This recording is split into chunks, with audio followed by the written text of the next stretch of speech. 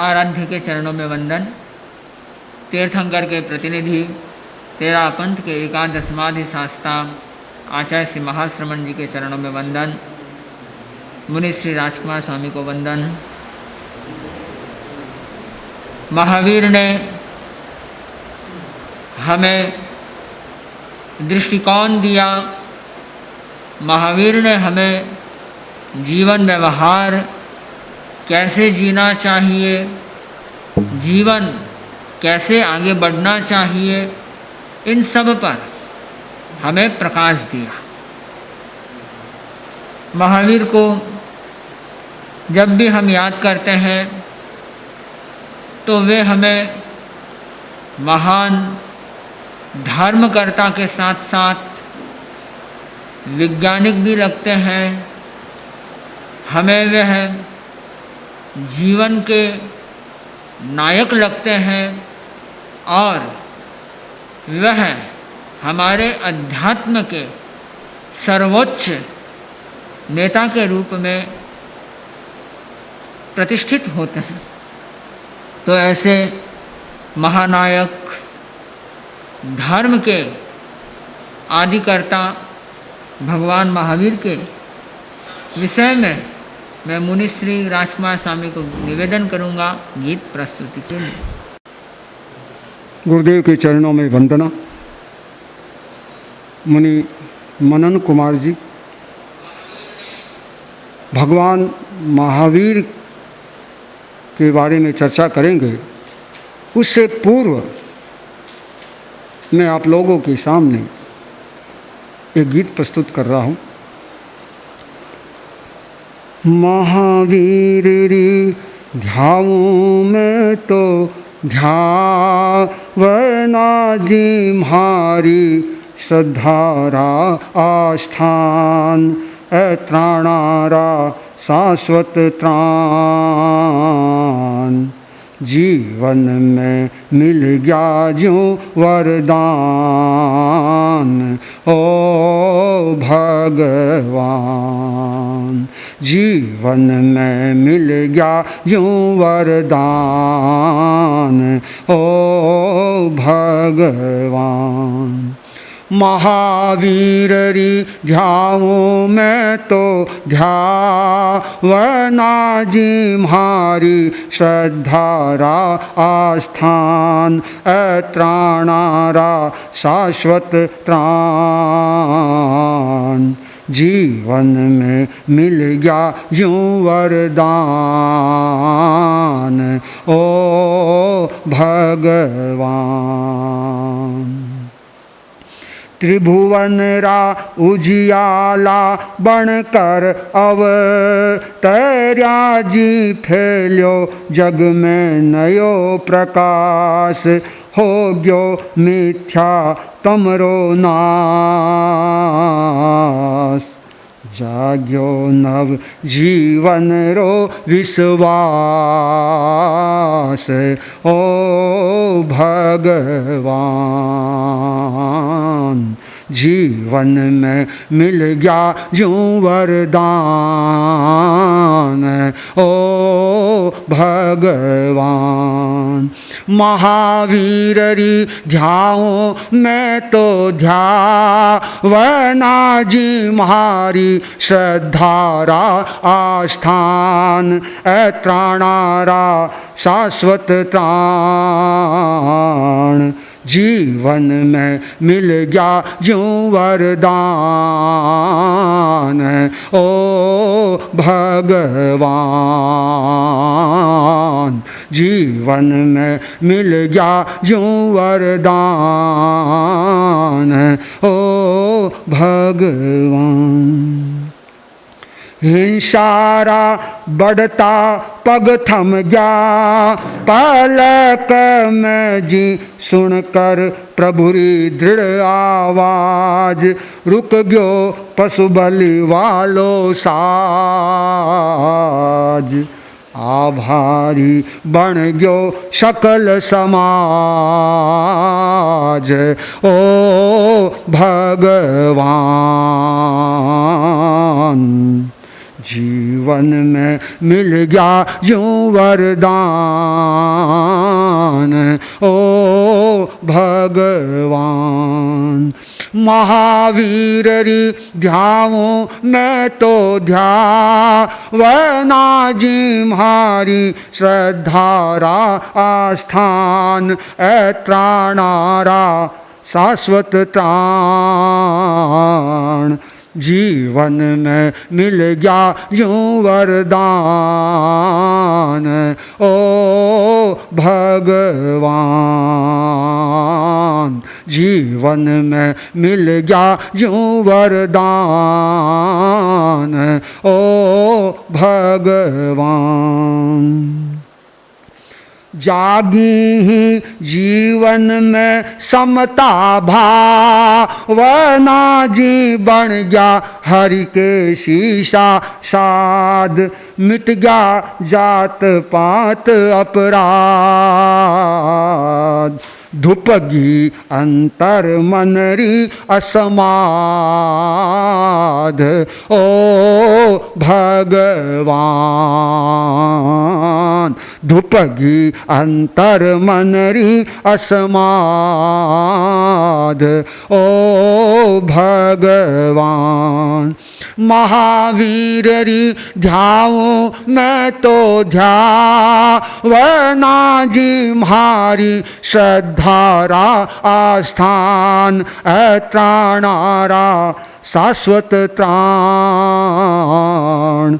जीवन में मिल गया यूं वरदान ओ भगवान। जीवन में मिल गया यूं वरदान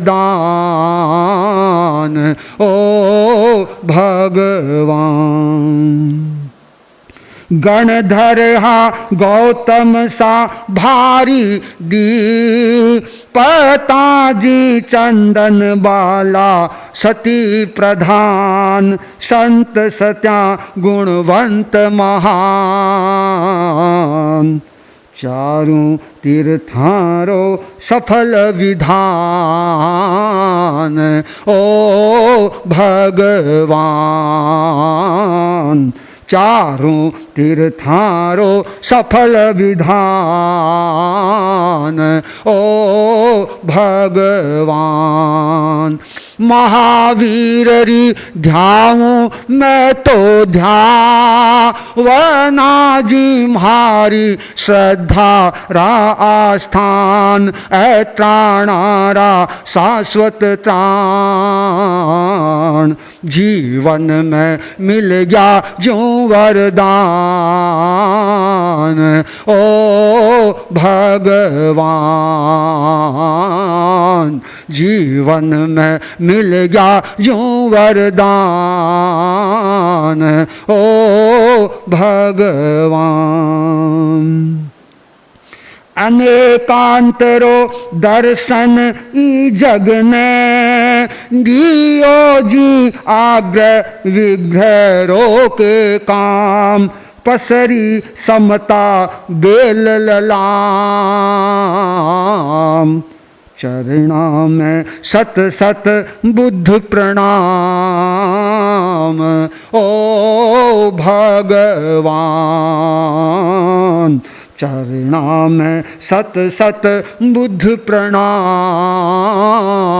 ओ भगवान। महावीर री ध्याऊं मैं तो ध्यावना जी म्हारी श्रद्धारा आस्थान ऐत्राणारा शाश्वत त्राण। जीवन में मिल गया यूं वरदान ओ भगवान। जीवन में मिल गया यूं वरदान ओ भगवान। जीवन में मिल गया यूं वरदान ओ भगवान। मुनि मनंत कुमार जी अपने विचारों के साथ प्रस्तुत हो रहे हैं। भगवान महावीर के बारे में अपने विचारों के साथ मुनि मनन कुमार जी। परम पूज्य आचार्य प्रवर के चरणों में वंदन। उपस्थित श्रोतागण, हम महावीर के दर्शन पर चर्चा कर रहे थे। महावीर ने हमें जिस अनेकांतवाद को दिया, उस अनेकांतवाद की प्राप्ति के लिए जो सरणी सीढ़ी है, अनेकांत से हमें मोक्ष की प्राप्ति होती है, विग्रह का नाश होता है, अर्थात शरीर नष्ट होता है। जब शरीर नष्ट होता है तो मोक्ष की प्राप्ति होती है, और उस शरीर नष्ट करने का मार्ग है नय। नय के अनेक भेद प्रभेद हैं। नय को हम अनेक भेदों में देख सकते हैं। नय का एक, जैसे कल बताया गया, नय के 7 भेद हैं, 700 भेद हैं, 5 भेद हैं। प्रत्येक के 100 भेद करने पर 500 भेद बन जाते हैं। वैसे ही नय के हम 2 भेद करते हैं। उन 2 भेदों में पहला भेद हम करते हैं द्रव्यार्थिक नय और पर्यायार्थिक नय, और विकल्प करते हैं 2। तब हम करते हैं निश्चय नय और व्यवहार नय। ये 2 एक ऐसे व्यवहार नय है जो हमारे जीवन के साधना के पक्ष में बहुत उपयोगी होते हैं। भगवान महावीर के जो साधना के सूत्र हैं, भगवान महावीर ने साधना के जो जो मार्ग बताए, उसमें इन दोनों का होना बहुत जरूरी है। यदि यह दोनों भेद न हो तो व्यक्ति महावीर की साधना को कर नहीं सकता। जैन शासन के एक आचार्य हुए आचार्य अमृतचंद्र जी, उन्होंने कहा है कि जय जिनमयम पवज्जह माँ व्यवहार निच्छयम मुयः व्यवहारस्य उच्छेये तित्तुच्छेयो हवै वत्सम। कि यदि तुमने जिन मार्ग को अपनाया है, प्रवर्जित हुए हो, और इस अध्यात्म के मार्ग में आकर के निश्चय और व्यवहार दोनों में नहीं चले, तो तुम तीर्थ का उच्छेद कर दोगे। इन दोनों पे चलना तुम्हें अनिवार्य है। इसके लिए यदि व्यक्ति व्यवहार में नहीं जी सकता और निश्चय में नहीं जी सकता, इन 2 नयों पर वह आगे नहीं बढ़ सकता, तो व्यक्ति कभी भी संगठन को नहीं चला सकता और व्यक्ति कभी अपनी आत्मा का भी विकास नहीं कर सकता। एक बार एक भिखारी जा रहा था, तो उसके दूर से नजर पड़ी कि एक कटोरा पड़ा है और चमक रहा है। पीला रंग का कटोरा है, सूर्य की किरण से बहुत तेज चमक रहा है। तो उसकी आंखें चौंधी आ गई। उसने देखा कि रे, ये कटोरा किस चीज़ का है। तो वह कटोरे के पास जा रहा था, क्योंकि पीला रंग हो और उसमें चमक हो तो किसका आकर्षण नहीं होता, क्योंकि पीला रंग और चमक यह स्वर्ण धातु का होता है। तो उसने देखा कि ये सोना होना चाहिए। फिर उसने विचार किया कि नहीं नहीं, सोना तो क्या होगा, ऐसा कौन बेवकूफ़ इंसान है जो सोने को फेंक देगा। फिर भी चलो देख लेते हैं। तो वह आगे बढ़ा, उस कटोरे के पास पहुंचा और उसको उठाया। तो उठाते ही उसे यह महसूस हुआ कि यह स्वर्ण का है। उसने देखा अरे सोने का कटोरा है, बड़ा खुश हुआ और उस कटोरे को वह खुशी से अपने थैले में घालने लगा, क्योंकि जंगल में पड़ा था, कचरे में पड़ा था, सड़क के किनारे पड़ा था, उसका कोई मालिक नहीं था। और जैसे ही वह कटोरे घालने लगा कटोरा, तो उसके मन में आया, अरे ऐसा कौन इंसान होगा जिसने कटोरा फेंक दिया। ऐसे कोई कटोरा फेंकने वाला कोई सामान्य आदमी तो नहीं होना चाहिए, और कोई न कोई चीज को फेंकने पर उसे कोई बड़ी चीज की प्राप्ति हुई होगी, तब ही उसने फेंका। तो यह व्यक्ति जब आत्मा की उपलब्धि करता है तब वह सोने को भी फेंक देता है। जब व्यक्ति निश्चय की साधना करता है तब व्यक्ति इन सब से ऊपर उठ जाता है और वह अपने आप को प्राप्त कर लेता है। बहुत जरूरी है निश्चय, अर्थात शुद्ध आत्मा की साधना। निश्चय में नर एक है, दो होना व्यवहार, भीतर में निश्चय रहे, ऊपर सम व्यवहार। निश्चय में हम देखें तो मनुष्य अकेला है, जीव अकेला है, इसके साथ में कोई नहीं है, कोई भी इसका साथी नहीं है, कोई भी संगी नहीं है। चाहे वह मित्र वर्ग हो, घर गृहस्थियों का वर्ग हो, पति हो, पत्नी हो, माँ हो, पिता हो, पुत्र हो, पुत्रियां हो, निश्चय में कोई अपना नहीं है। कोई भी अपने को साथ नहीं ले जा सकते, कोई भी अपना दुख बांट नहीं सकते। कौन बांटेगा दुख? एक बार वाल्मीकि जी जंगल में लूट मचा रहे थे, तो लुटेरे थे, डाकू थे। वे लूटपाट करने के दौरान उन्होंने एक दिन एक बाबा को पकड़ लिया। अब बाबा को पकड़ा तो बाबा ने कहा कि बोल भाई क्या चाहिए? बोले चाहिए क्या होता है, जो माल है निकालो। तो उसने कहा कि कौन सा माल? बोला जो तुम्हारे पास है, झोले में है, सब निकालो, हमको दो, नहीं तो अभी तुमको मार देगा हम। तो बाबा ने कहा ठीक है, पर एक बात बताओ, जब तुम इस प्रकार की हिंसाएं करते हो तो इसका फल कौन कौन भोगेगा? बोला कौन कौन क्या भोगेगा? जो जो खाता है वो सब भोगेंगे। बोला सब कौन?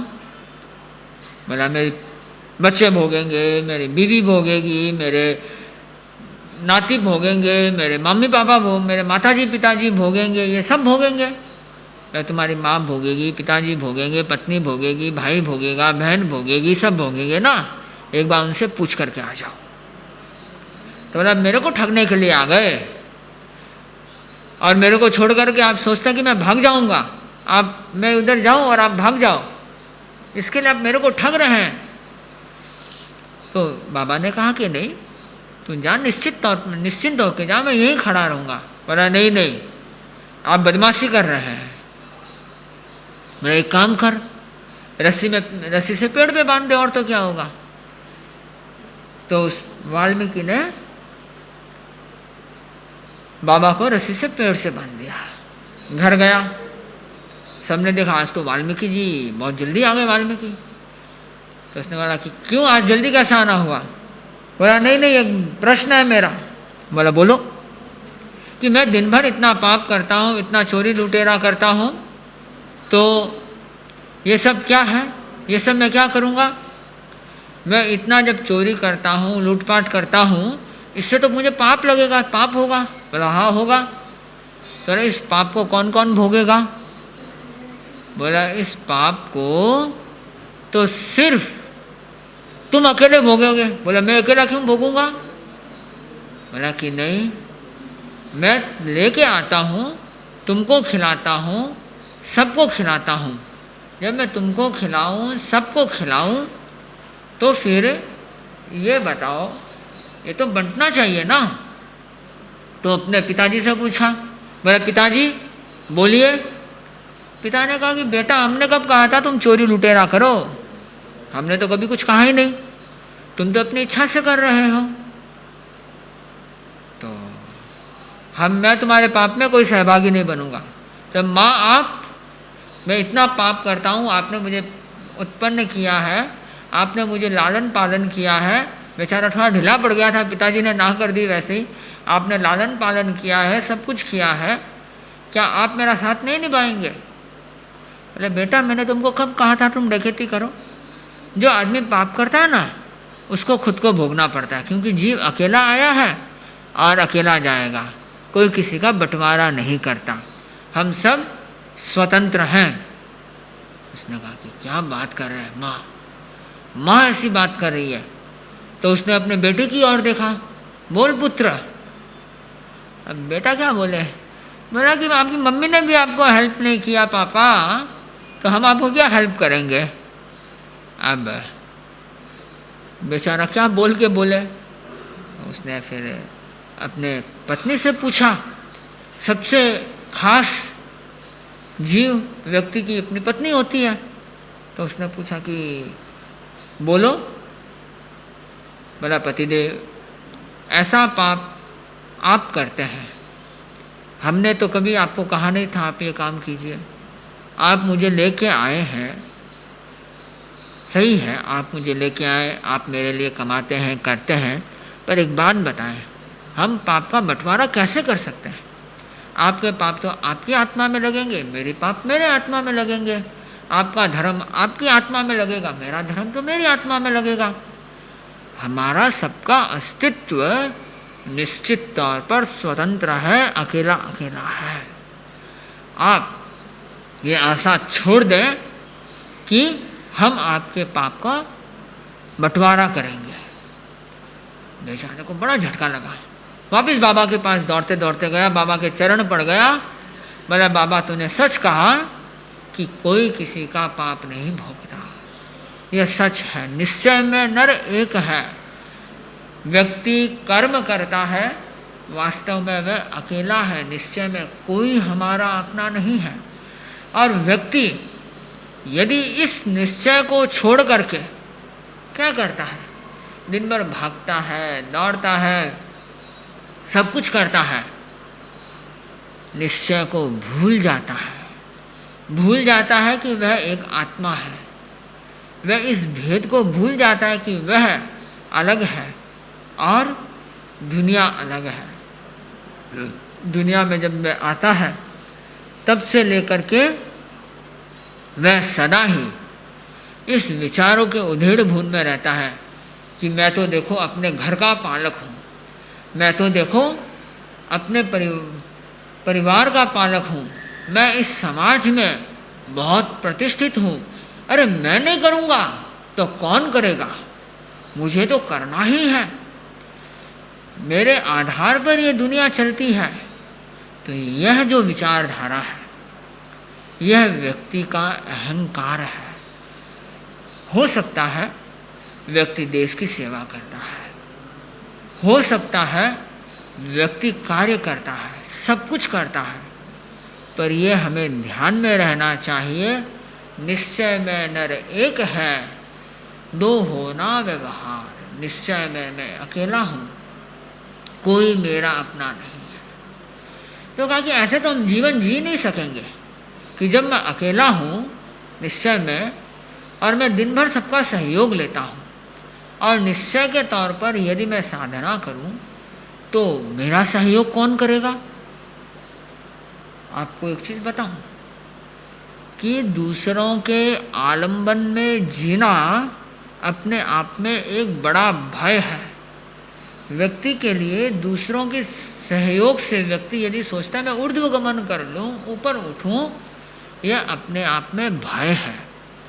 व्यक्ति का कोई सहारा नहीं होता, व्यक्ति स्वयं का सहारा होता है। कौन किसका सहारा? आप देखिए कोरोना काल, लोगों ने कितने कष्ट भोगे, बीमारी पड़ी, लोग हॉस्पिटलाइज्ड हुए, वहाँ साथ में कोई रहा? प्राय करके देखेंगे उनके साथ में उनके परिवार वाले नहीं रह सके, कदाचित रह भी गए, और यदि वह मृत्यु को प्राप्त हो गया तो क्या उसके साथ में गया? नहीं गया। तो कौन था उसका संगी? कोई उसका संगी नहीं था। व्यक्ति अध्यात्म की साधना करता है, और अध्यात्म की साधना करने के लिए वह किसी का सहयोग लेता है। वह सोचता है ये मेरे गुरु हैं, वह सोचता है ये मेरे टीचर हैं, वह सोचता है ये हमें पथ दर्शक दिखाएं, पथ दर्शन देंगे, ये ज्ञानी जन है, तो मुझे क्या चिंता, मैं क्यों ज्ञान का अर्जन करूं। एक बार एक चेला था, तो चेला को गुरु ने कहा कि बेटा तो थोड़ा पढ़ाई किया कर, ज्ञान का अर्जन किया कर।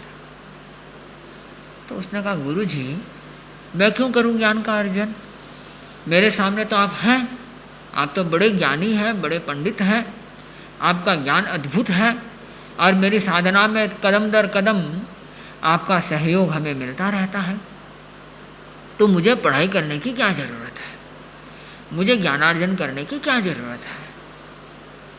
तो गुरु ने कहा कि देख बेटा, अपना ज्ञान आखिर अपना ज्ञान होता है, पराया ज्ञान पराया होता है। स्वयं की आंख स्वयं की होती है, दूसरे की आंख दूसरे की होती है। तो गुरुदेव ऐसा कैसे हो सकता है, आप तो मेरे सहारे हो, दूसरे की आंख मैं कैसे कहूँ, आप तो मेरी ही आंख हो, आपके आधार पर ही तो मैं आगे बढ़ता हूँ, तो उसकी मुझे क्या ज़रूरत है। तो गुरु ने उसे कथानक सुनाया कि देख बेटा, एक बार एक सेठ थे, अच्छे प्रतिष्ठित नामी, और दुनिया में उनकी बड़ी इज्जत थी। उनके 8 पुत्र थे, 8 पुत्र, तो 8 पुत्र थे तो 8 पुत्र बधुएं हो गई, तो कुल कितने हो गए? 16 जन है, पौत्र पौत्रियां अलग। तो इतना भरा पूरा लंबा चौड़ा परिवार, और सेठ जी उस पूरे परिवार के नायक थे, संभालते थे।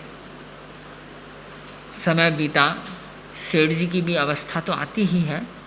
एक दिन उनकी आँखों की रोशनी बहुत मंद हो गई, और मंद होते होते बड़ा मोतियाबिंद आ गया होगा, और मोतियाबिंद का उनको सब कुछ धुंधला धुंधला दिखने लगा, और दिखना लगभग प्राय बंद हो गया।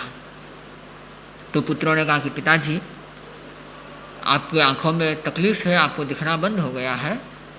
यहाँ से 100 योजन दूर, अर्थात 1200-1300 किलोमीटर दूर, एक भारतवर्ष का सबसे अच्छा आँखों का स्पेशलिस्ट डॉक्टर है, वैद्य है, उनके पास में आपका हम इलाज करवा देते हैं। पिता ने कहा कि नहीं बेटा, इसकी कोई ज़रूरत नहीं है। बोला पिताजी इलाज अच्छा रहेगा। बोला कहाँ, तो मैं 1200 किलोमीटर जाऊँगा, महीने भर की रास्ते की यात्रा, महीना एक चलूँगा, महीना 2 महीना, फिर वहाँ चिकित्सा करवाऊँगा, फिर आऊँगा, 6 महीना लग जाएंगे, इतना लंबा काल, फिर किसी 1-2 को मेरे साथ चलना पड़ेगा। तो पिताजी आपकी तो सेवा करनी है, आपने हमें पाला पोसा बड़ा किया, हम तो तब कुछ भी नहीं जानते थे, आपने तुमको 8 जनों को बड़ा किया, फिर पूरे परिवार को समृद्ध बनाया, तो हमारा तो कर्तव्य है आपकी सेवा करना, आप इसको मन में मत लाइए। तो कहा नहीं बेटा, आखिर सेवा तो लेनी ही पड़ती है, और दूसरी चीज़ परिवार से 6 महीना मैं दूर रहूं, उसका क्या फ़ायदा।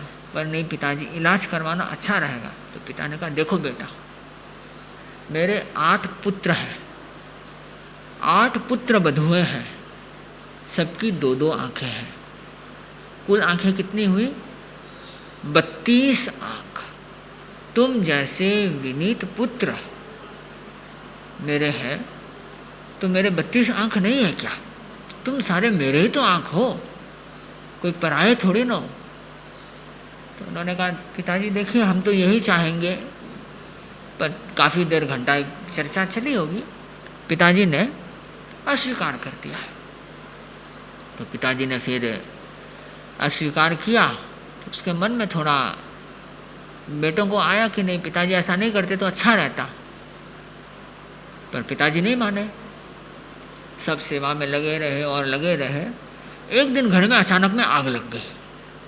आग लगी तो अफरा तफरी मची, इतनी भयंकर अफरा तफरी मची कि कोई अपने बच्चे को गोद में लेके भाग रहा है, कोई बहू कहीं भाग रही है, कोई पुत्र कहीं भाग रहा है, सब अपने आप के बचाव में इधर उधर भाग रहे हैं और सेठ जी अंदर वाले कमरे में सो रहे हैं। इतने में सेठ जी ने जब रोड़ा आवाज़ सुना, उस रोड़े को सुना तो कहा कि अरे आग आग। सेठ जी भागे।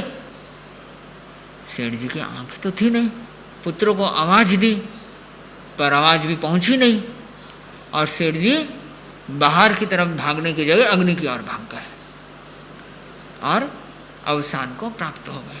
तो ये कैसे हुआ? स्वयं की आंख के अभाव में। तो व्यक्ति जब दूसरों के आलंबन से आगे बढ़ता है, शिष्य को कहते हैं गुरु, दूसरों के ज्ञान के आधार पर बढ़ता है तो उसे सदा भय रहता है, मैं आज हूं कल नहीं हूं। तो तुम्हें स्वयं पर खड़ा होना पड़ेगा। यह क्या है? यह निश्चय है कि व्यक्ति स्वयं के आधारित हो, किसी दूसरे के आधार पर जीना उचित नहीं है। हम कब तक किसी दूसरे के आधार पर जिएंगे? तो जिज्ञासा होती है, क्या सब कुछ एक व्यक्ति कर सकता है? तो कहा कि नहीं, वहां फिर हमारा व्यवहार काम आता है। पर यदि हम इस भेद को नहीं जानेंगे कि निश्चय में नर एक है, दो होना व्यवहार, निश्चय में हम एक ही हैं, यह शरीर भी हमारा नहीं है, यह शरीर भी हमें धोखा दे देगा एक दिन। यह तो दूसरे लोगों की बात है। जब मैं निश्चय की बात करूं तो आपके कर्म आपको भोगने पड़ेंगे। यह शरीर भी हमारे साथ में नहीं चलता। इस भेद के विज्ञान को हमें समझना होगा कि जब हमारा कोई अपना नहीं, शरीर जिसे हम देखते हैं, कभी चोट लग जाती है तो हम उठ बैठ नहीं सकते हैं, हम पीड़ित होते हैं। अल्टीमेटली आदमी, जीव अकेला आता है, अकेला जाता है, वह इस देह को भी छोड़ देता है। जब मुझे इस देह को छोड़ना है, यह निश्चित है कि मैं इस देह को भी छोड़ूंगा, यह भी मेरा अपना नहीं है, तो फिर मैं आर्त ध्यान क्यों करूं? मैं रौद्र ध्यान क्यों करूं? व्यक्ति के कोई बीमारी लग जाती है तो व्यक्ति क्या करता है? आर्त ध्यान करता है, रोता है, बिलखता है, चीखता है, चिल्लाता है। तो व्यक्ति जब इसको रोता है, बिलखता है, चीखता है, चिल्लाता है, क्यों करता है? कि वह अपने देह में बंधा हुआ है। एक बार एक साधिका थी, कैंसर से पीड़ित, संथारे में स्थित। एक साधक उसके पास में गया। उसने कहा, बहन, कितनी भयंकर पीड़ा है तुम्हारे देह में, कण कण में तुम्हें पीड़ा हो रही है, इतनी भीषण पीड़ा कि हर कोई सहन कर ले, ये बहुत कठिन कार्य है। उसने कहा कि भाई देखो, मैं अपने भाषा में अपनी बात बता रहा हूँ कि कष्ट तो इस देह को है, आत्मा को कोई कष्ट नहीं होता। मेरी आत्मा शांत है, मेरी आत्मा रोग से मुक्त है, मेरी आत्मा दुख से मुक्त है। यह सदा थी, सदा है, सदा रहेगी। यह तो अजर अमर है। यह देह यदि रोग से पीड़ित हो गया, खराब हो गया, तो इसको तो छोड़ना ही पड़ेगा। तो यह निश्चय का चिंतन है। व्यक्ति जब निश्चय के चिंतन में रहता है, व्यक्ति दुख को प्राप्त नहीं होता। व्यक्ति के कष्ट आ सकता है, कष्ट आना अलग बात है और दुखी होना अलग बात। तो व्यक्ति यह सोचे कि हम निश्चय नय में जिए, हमारा जीवन निश्चय नय पर होना चाहिए, और इस निश्चय नय में बढ़ते जाएंगे तो हम मोक्ष की ओर अग्रसर होंगे। तो अगला प्रश्न हुआ कि यदि मैं ये सोचूं मेरी आत्मा अकेली है, कोई मेरा नहीं है, तो मैं किसी का सहयोग क्यों करूं और कोई मेरा सहयोग क्यों करे? तो कह वह सारा हमारा व्यवहार है। मेरा निश्चय की साधना तो श्री वीतराग प्रभु ही साध सकेंगे, हम कहाँ से साध सकते हैं? हम तो व्यवहार के जीवन में जीते हैं। हमारा परिवार है, हमारे लोग हैं, हमारे कलीग्स लोग हैं, हमारे सहपाठी हैं, हमारे सहयोगी संत हैं, सहयोगी साध्वियाँ हैं, सहयोगी हमारे सब कोई है। तो हम निश्चय में कैसे जीत सकेंगे? निश्चय में तो वीतराग प्रभु ही जीत सकेंगे। तो यह सिर्फ भ्रम है, मन की केवल उड़ान। जिस प्रकार धूप और छाह एक साथ में रहती है, वैसे ही निश्चय और व्यवहार एक साथ रहते हैं। प्रवृत्ति और निवृत्ति दोनों साथ साथ चलते हैं। व्यक्ति यह सोचे कि मैं प्रवृत्ति न करूं, जो प्रवृत्ति पापकारी है, सहयोग करूं। प्रवृत्ति और निवृत्ति यह दोनों साथ साथ चलेगी। निश्चय की साधना निवृत्ति की साधना है। सिर्फ निवृत्ति चलेगी तो व्यवहार, जीवन हमारा नहीं चल सकेगा। जीवन चलाने के लिए व्यवहार का होना बहुत जरूरी है। हम देखते हैं स्वयं भगवान महावीर ने निश्चय की साधना की, 12 वर्षों तक निश्चय की साधना की, और उसके बाद व्यवहार जीवन में आए। और उन्होंने कहा जो व्यवहारिक जीवन नहीं जीता, जो व्यक्ति मेरी संतों की सेवा करता है, जो ग्रंथ की सेवा करता है, वो मेरी ही सेवा है। ये क्या है? ये व्यवहार है। उन्होंने संघ की स्थापना की, चतुर्विध धर्म संघ की स्थापना की, और यह स्थापना ही व्यवहार है। यह दोनों साथ साथ चलेंगे। यदि कोरा निश्चय चलेगा तो व्यक्ति न तो अच्छी जिंदगी जी सकेगा और न ही निश्चय मोक्ष को प्राप्त कर सकेगा, क्योंकि संयम साधना के ये दोनों रथ हैं, निश्चय और व्यवहार। संयम साधना के रथ के 2 पहिए, निश्चय का पहिया, व्यवहार का पहिया। हम कहेंगे व्यवहार के पहिए को निकाल के फेंक दो, तो व्यक्ति आगे नहीं बढ़ सकता। हम कहें कि निश्चय के पहिए को निकाल के फेंक दो, तो भी व्यक्ति आगे नहीं बढ़ सकता। तो व्यक्ति को निश्चय और व्यवहार दोनों का एक योग होना चाहिए। एक व्यक्ति कवि है, लेखक है, गायक है, ध्यानी है, तपस्वी है, पर उसे व्यवहार करना नहीं आता, तो वह क्या निश्चय की साधना करेगा और क्या व्यवहार जीवन जिएगा? वह कहता है मैं निवृत्ति का जीवन जीना चाहता हूँ, तो व्यवहार का जीवन, प्रवृत्ति का जीवन भी उसे जीना पड़ेगा। निश्चय और व्यवहार दोनों साथ चलेंगे। यदि व्यवहार का कौशल नहीं होगा कि एक साधु बीमार पड़ा है, दूसरा साधु कहेगा कि नहीं नहीं मैं तो प्रवृत्ति की साधना नहीं, मैं तो निवृत्ति की साधना करूँगा, आँख बंद करूँगा और ध्यान करूँगा, तो वह व्यक्ति बोला कि उससे मुझे क्या, सामने वाला का अस्तित्व अलग है, मेरा अस्तित्व अलग है, वह अपना कर्म भोग रहा है, मैं अपना कर्म कर रहा हूँ। ऐसा करने वाला व्यक्ति अव्यवहारिक होता है। वह व्यक्ति दूसरे की साधना में सहयोगी नहीं बन सकता। भगवान ने एक चक्का है निश्चय का, दूसरा चक्का है व्यवहार का। अब मान लो कि वह दूसरा जो यह कह रहा है कि वह अपना कर्म भोग रहा है, मैं अपना कर्म भोग रहा हूँ, तो जब उसे तकलीफ आएगी तो उसका सहयोग कौन करेगा? वह दूसरे ही तो करेंगे। तो ये व्यवहार है, 2 होना व्यवहार। जब हम 2 हो जाएं तो हमारा व्यवहार चलेगा। निश्चित है कि यह शरीर मेरा नहीं है, तो क्या किया जाना चाहिए? इसको खाना देना बंद कर देना चाहिए, इसे स्वस्थ रखना बंद कर देना चाहिए। तो आप खाना देना बंद कर दें, आत्मा तो है ही नहीं, वह निश्चय में तो वह मेरा है ही नहीं, मेरे साथ रहने वाला ही नहीं है।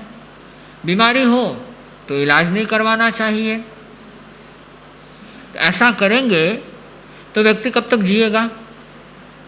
क्या व्यक्ति मोक्ष को प्राप्त कर सकेगा? नहीं। भगवान ने सरणी बताई है नय को, निश्चय नय और व्यवहार नय। दोनों की सीढ़ियों पर जब हम चढ़ेंगे, क्रम से दोनों पर ही हम चलते जाएंगे, उस रथ पर हम चढ़ के जाएंगे जिसके निश्चय और व्यवहार 2 चक्के हैं, तो हम मोक्ष की ओर बढ़ सकेंगे। तो व्यक्ति का कवि होना, लेखक होना, संगायक होना, ध्यानी होना, अनुसंधानी होना, शोध करता है, सब कुछ करता है, पर यदि व्यवहार कुशल नहीं है तो वह व्यक्ति कभी भी आगे नहीं बढ़ सकता। तो व्यवहार के अंदर विनय चाहिए, व्यवहार में वात्सल्य चाहिए। बड़ा छोटे को वात्सल्य दे, छोटा बड़े का विनय करे, शिष्टाचार हो।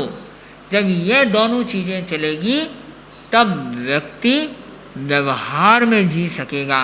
विनय और वात्सल्य परस्पर निश्चय नय में शिष्टाचार पर आवश्यक है समष्टि में, इनसे ही चलता व्यवहार। व्यवहार हमारा किससे चलेगा?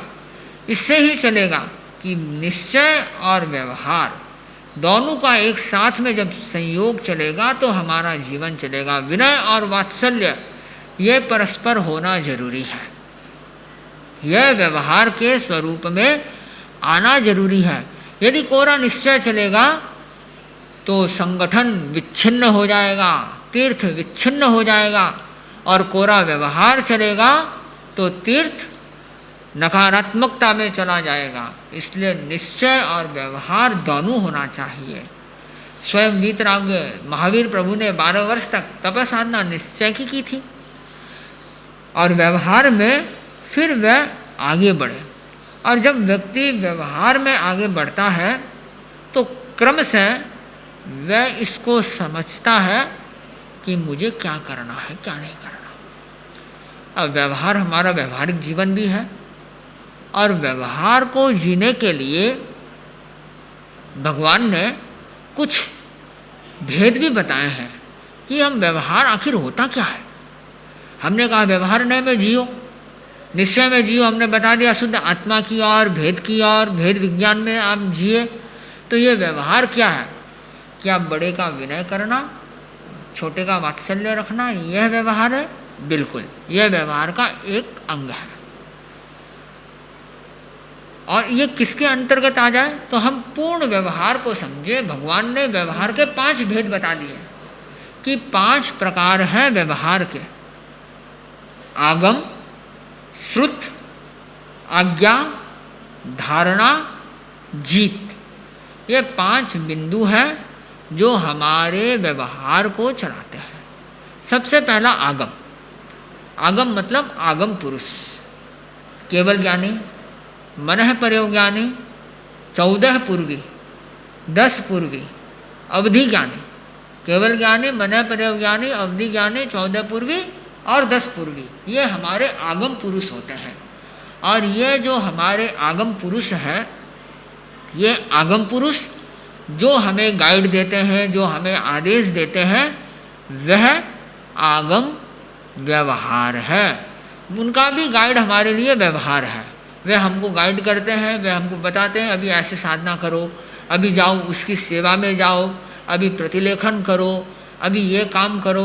तो आगम पुरुष। अब इन्होंने जो आगम ग्रंथ रच दिए वह भी हमारे लिए प्रमाणभूत है, हमारे व्यवहार के लिए प्रमाण है। पर हम यहाँ पर आगम पुरुष, यहाँ पर हम व्यक्ति को लें तो ये हमारे व्यक्ति हैं, और इनके द्वारा रचित ग्रंथ भी हमारे लिए, हमारे व्यवहार में कार्य आते हैं, और इसके द्वारा हम व्यवहार चलाते हैं। दूसरा है श्रुत। श्रुत, आगम के कुछ भेद हैं। आगम पुरुष ऊपर हो गए, अब श्रुत इधर आ गया, जो उन्होंने कहा है।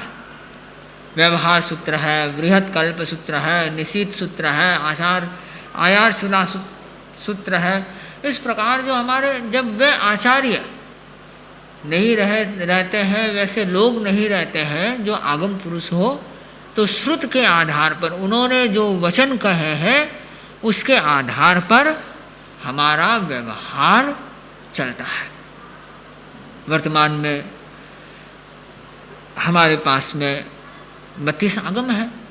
हम आगमों के आधार पर अपना व्यवहार चलाते हैं। आगम विहीन व्यवहार व्यक्ति कैसे कर सकता है साधु? आगम में यदि ये कहा गया साधु आधा कर्मी भोजन न ले, तो साधु आधा कर्मी भोजन नहीं ले सकता।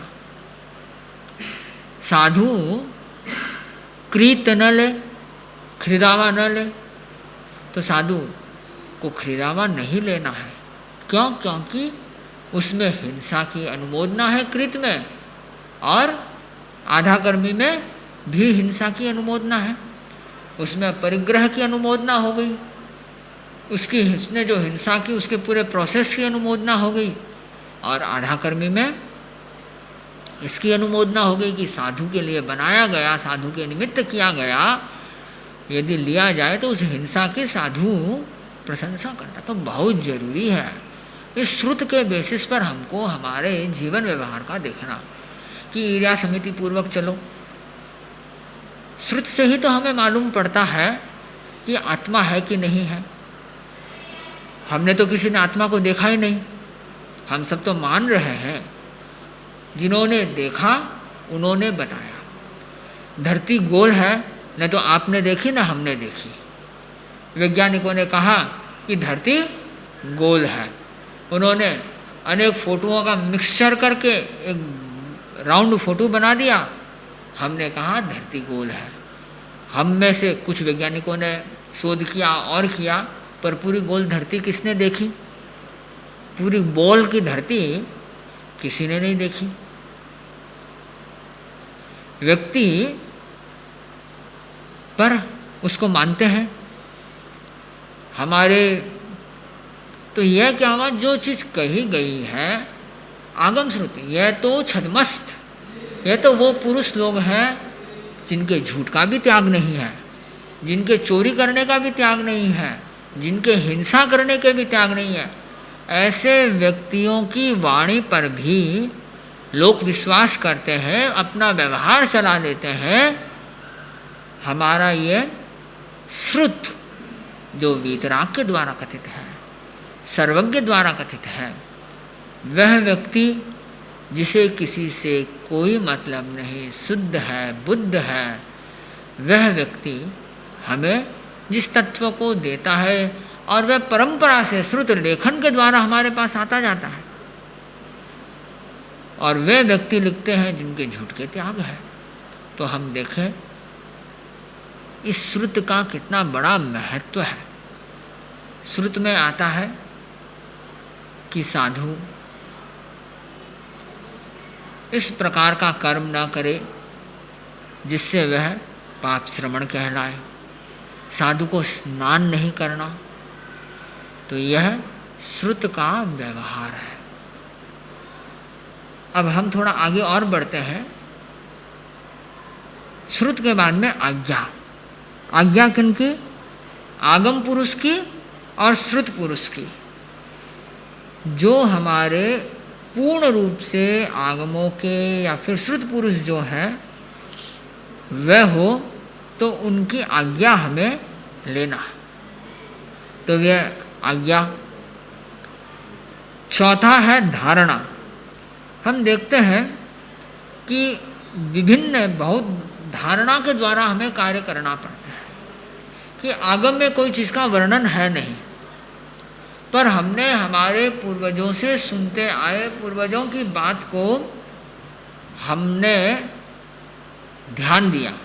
तो जब पूर्वजों की बात को हम सुनते आते हैं तो वहाँ पर एक चीज़ बनती है कि हाँ, इस प्रकार का कार्य हमने तब किया था। जैसे लो जब व्यक्ति आदमी पढ़ता है तो वह क्या कहता है कि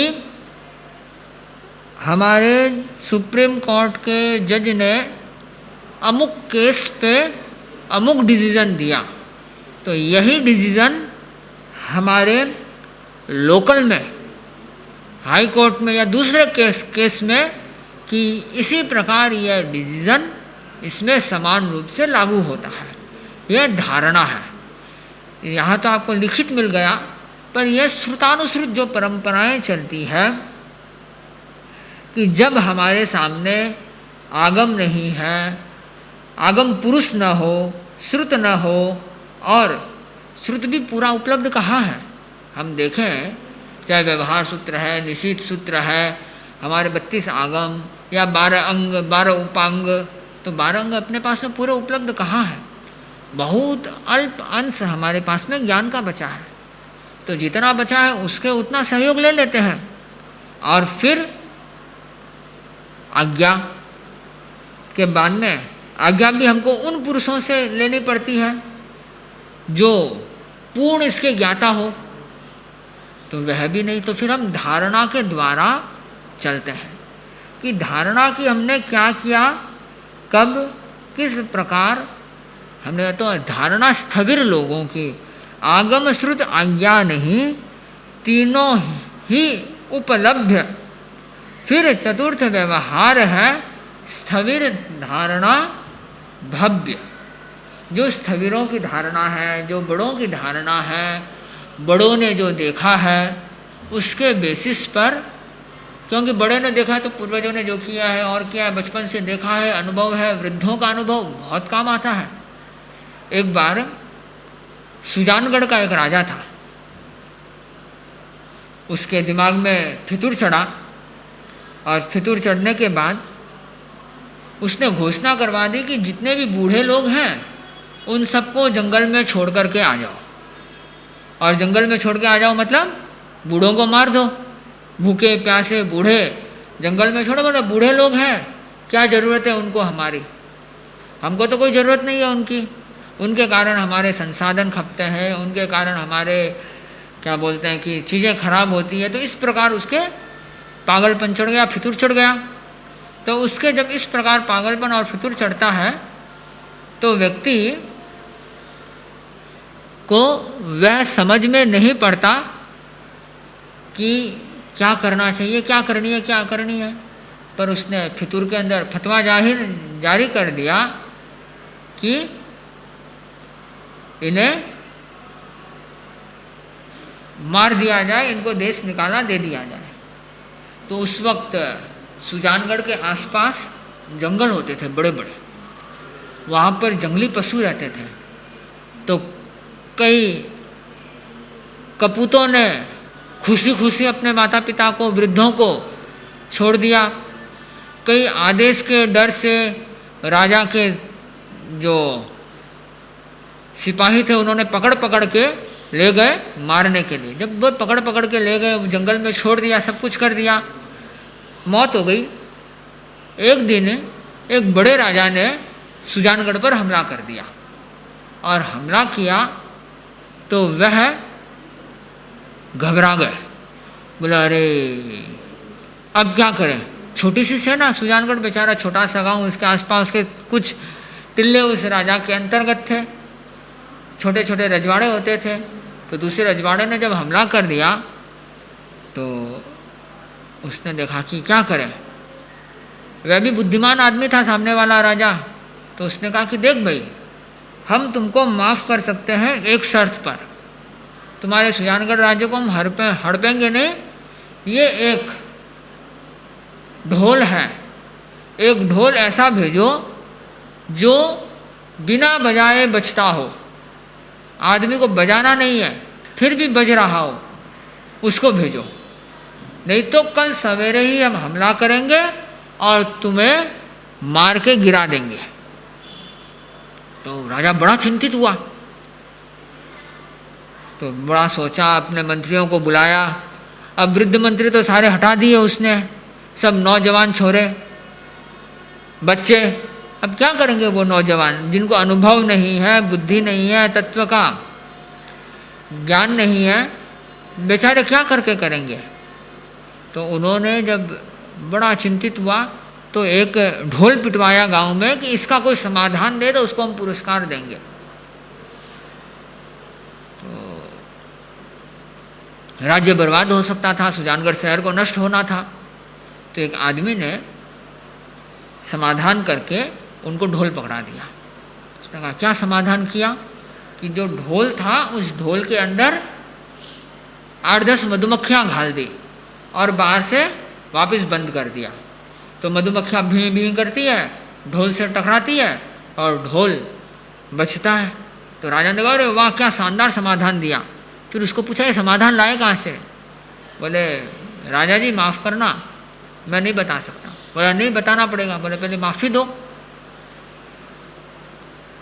उसका तो युद्ध का खतरा टला, वो चला गया राजा जो था। तो उसने कहा कि ऐसे है कि मैंने मेरे पिताजी को अंडरग्राउंड करके रखा था, वे वृद्ध हो चुके हैं, उन्होंने मुझे यह समाधान दिया। बोला अरे, बोला राजा जी आपने कितनी बड़ी गलतियां की। उसके दिमाग में उस वक्त आया कि उसने कितनी बड़ी गलती की, वृद्धों को निकाल करके। तो उनका अनुभव चला गया। तो अनुभवी लोगों का होना बहुत जरूरी है। तो भगवान ने कहा कि चौथा व्यवहार है धारणा, मतलब स्थविर गणों का अनुभव। उनका अनुभव हमारे जीवन में बहुत महत्व रखता है। और पांचवा है जीत, वह बहुत महत्वपूर्ण है कि हमारे पास में न आगम है, न आगम पुरुष है, न श्रुत पुरुष हो, और वहाँ पर कोई आज्ञा न हो और किसी की कोई धारणा भी न हो, नई चीज आ गई तो क्या किया जाना चाहिए? तो कहा जीत व्यवहार, राग और द्वेष इससे रहित होकर के किसी चिंतन को स्थापित करना, वह है जीत व्यवहार। कि पाप भीरुता के साथ में और समत्व भाव के साथ में, ये दोनों चीजें होकर के जब व्यक्ति आगे बढ़ेगा तो उसका जीत व्यवहार कहलाएगा। हम देखते हैं आचार्य तुलसी ने कितनी चीजें खोली। आचार्य तुलसी ने वस्त्र प्रक्षालन खोला, किसके आधार पर? जीत व्यवहार के आधार पर। लोग संतों का फोटो खींचते थे, उसका लोग निषिद्ध करते थे। उस वक्त एक ऐसा युग भी था जब फोटो खींचने नहीं दिया जाता था, पर आचार्य तुलसी ने जीत व्यवहार के माध्यम से इसे खोला। तो आप देख लीजिए, आज आप लोग हमें सुन रहे हैं, तो यहाँ पर जीत व्यवहार का बहुत बड़ा महत्व है। जब न हो आगम पुरुष, न हो श्रुत पुरुष, आज्ञा भी न हो, धारणा भी न, तो पांचवा जीत व्यवहार जो बहुत जरूरी है। और हम दोनों को देखें, निश्चयवत व्यवहार भी है, नितांत व्यवहार्य, अपने अपने स्थान पर अधिकृत समझे आर्य। इन दोनों का होना हमारा आर्यत्व है। तो नय के ये दो भेद, निश्चय नय और व्यवहार नय, इसे हम समझें और निश्चय को समझें कि आप स्वतंत्र हैं, अकेले हैं, आप अकेले आए हैं और अकेले जाएंगे। और व्यवहार भी समझें कि हम एक दूसरे के सहयोग से ही मोक्ष की और संयम की आराधना करके अच्छा जीवन जी सकते हैं। तो इस रथ पर, भगवान महावीर के इस रथ पर सवार होकर के, जिसके दोनों चक्के हो, निश्चय और व्यवहार, उसमें बढ़ते हुए हम आगे बढ़े। इसी के साथ ओम अरहम। अब सुने मंगल पाठ। अरहंते शरणं पवज्जामि, सिद्धे शरणं पवज्जामि, साहु शरणं पवज्जामि, केवलिपन्नतं धम्मं शरणं पवज्जामि, विघ्नहरण मंगलकरण स्वाम भिक्षुणो नाम गुणो लक्ष्मरण क्या सरे अचिंत्या काम सरे अचिंत्य।